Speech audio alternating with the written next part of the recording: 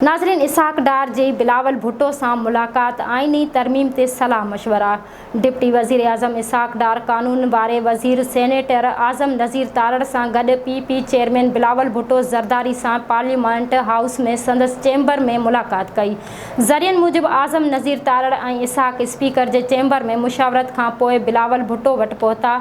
मुलाकात में खुर्शीद शाह और नवीद कमर भी मौजूद हुआ। ज़रियन बुधायो है तो बिलावल भुट्टो ज़रदारी मौलाना फजल रहमान से गुज़िरियल रात थींदड़ मुलाकात ते इतिहादी अगवाणन के एतमाद में वरतो।